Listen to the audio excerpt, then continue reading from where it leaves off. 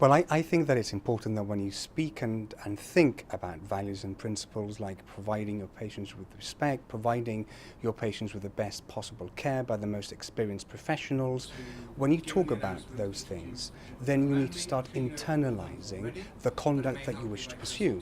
So it's all very well to talk about respect, and so you've got to treat your patient with respect and with compassion.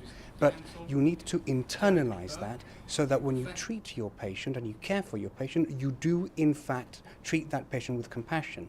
And you've heard me say before that for me, compassion is active.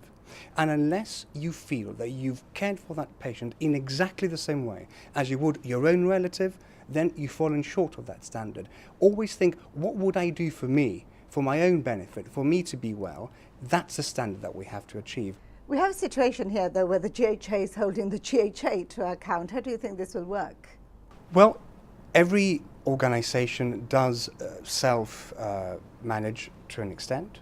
The truth is that every organization also requires external validation, and I think a very important signal from the ministry and from the government that the GHA requires clinical governance is the fact that we've now established a clinical governance team with an eminent professor with experience in clinical governance to help us introduce the process and the structures and the constitution that sets out formally what the principles are, what the values are, what our conduct has to be, and thereby always have a process whereby we benchmark our aspirations with our conduct. Well, this may be a bit of an unfair question because you may not necessarily have watched it, but in a recent Viewpoint Unite, strong criticism of the GHA saying that senior management is not really running the place properly. I think the criticism in respect of St. Bernard's Hospital, the GHA, some of it will be fair, some of it will be unfair. Look, it would be preposterous for me to think that in an institution of 1,100 people, management can in fact be the team that is always on top of all of the people doing all of the things that they need to do.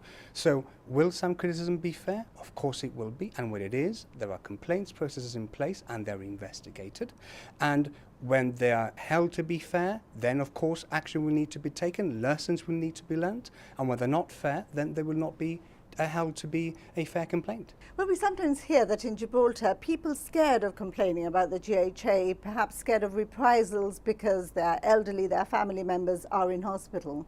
So I didn't mean to laugh at the question, but I haven't met anyone who has spoken with me that has been in any way embarrassed or shy to express a complaint about the GHA when it is a merited complaint. Perhaps it's those who don't speak to you. Well, perhaps it's those that don't speak to me, but they don't necessarily have to speak to me. They can email me, they can write to me, they can go to PALS, and I can tell you that whereas complaints have dropped year to year in respect of the GHA, that means that we still have a lot of work to do, because we will not be satisfied, we cannot be satisfied until on any given day there are no complaints. At that point you can think, well, I think things may be going the way that they ought to go.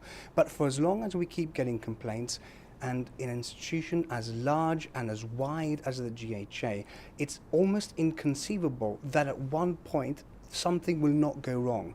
But what's important, Christine, is not that we guarantee that things do not go wrong. We cannot guarantee that. No institution, the best run institution in the world, cannot guarantee that things do not go wrong. But what I can guarantee you is that when things do go wrong, there is a fair and robust process to investigate the complaint, and that lessons are learned, and that there is resolution to that complaint. We've spoken about the responsibilities on the GHA, but of course you did mention a two-way street, and patients, families have to do their bit as well. For example, vaccination, the herd immunity, and making sure that they are registered with a GP. That's right. We set out the Constitution, for the most part, talks about the principles and the values and the obligations and the pledges of the GHA to our patients. And I hope that the community takes the time to consider the different documentation that we're issuing today.